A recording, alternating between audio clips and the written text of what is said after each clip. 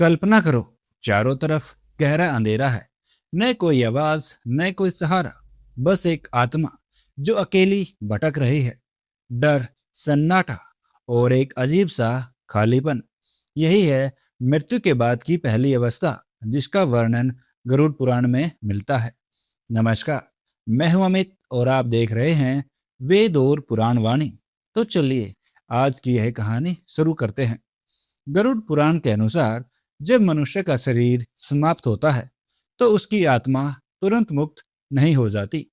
वह अपने शरीर से अलग होकर एक सूक्ष्म रूप में प्रवेश करती है, जहां उसे अपने जीवन के हर कर्म का परिणाम महसूस होने लगता है। शुरुआत में आत्मा बहुत भ्रमित होती है। उसे समझ नहीं आता कि क्या हुआ, क्योंकि वह अचानक एक नए संसार में आ जाती है।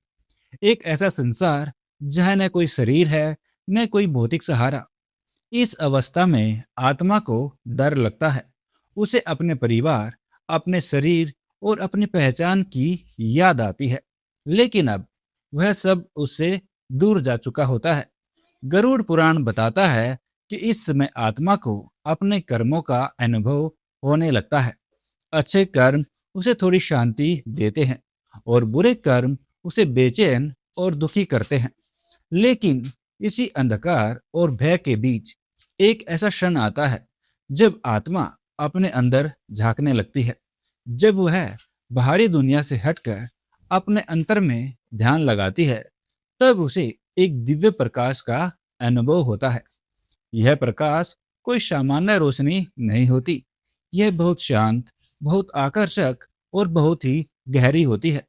ऐसा लगता है जैसे कोई उसे बुला रहा हो, जैसे कोई उसे सही दिशा दिखा रहा है।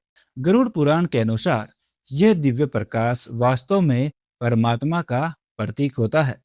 यह वही शक्ति है जो हर जीव के अंदर पहले से ही मौजूद है, लेकिन जीवन भर मोह, अंधकार और पाप के कारण हम उसे पहचान ही नहीं पाते। मृत्यु के बाद जब आत्मा शरीर और संसार के बंधनों से मुक्त होती है, तब उसे इस प्रकाश की झलक मिलती है। लेकिन यह एक महत्वपूर्ण बात है। हर आत्मा इस प्रकाश को देख तो सकती है, लेकिन हर आत्मा उसे पहचान नहीं पाती। गरुड़ पुराण कहता है, जो आत्मा अपने जीवन में अच्छे कर्म करती है, सच्ची भक्ति करती है और अपने मन को शुद्ध रखती है, वही आत्मा इस प्रकाश को समझ पाती है। वह जान जाती है कि यही उसका असली लक्ष्य है, यही उसकी अंतिम मंजिल है। ऐसी आत्मा धीरे धीरे उस प्रकाश की ओर बढ़ती है और जैसे जैसे वह उसके करीब जाती है, उसका डर खत्म होने लगता है, उसकी बेचैनी शांत हो जाती है और अंत में वह एक गहरी शांति का अनुभव करती है। इसे ही कहते हैं आत्मा का परमात्मा से मिलन। लेकिन हर आत्मा इतनी भाग्यशाली नहीं होती। गरुड़ पुराण स्पष्ट रूप से बताता है, जो आत्माएं अपने जीवन में पाप, मोह, लालच और अंधकार में फंसी रहती है, उनका मन मृत्यु के बाद भी अशांत रहता है। वे उस दिव्य प्रकाश को देख तो लेती हैं, लेकिन उसे समझ नहीं पाती। उन्हें वह प्रकाश डरावना या अजनबी लगता है और इसी कारण वे उससे दूर भागती हैं। ऐसी आत्माएं अंधकार में ही भटकती रहती हैं। उन्हें न शांति मिलती है, न दिशा, और यह भटकाव उनके कर्मों के अनुसार आगे भी चलता रहता है। इस पूरी कहानी से एक बहुत गहरी सीख मिलती है।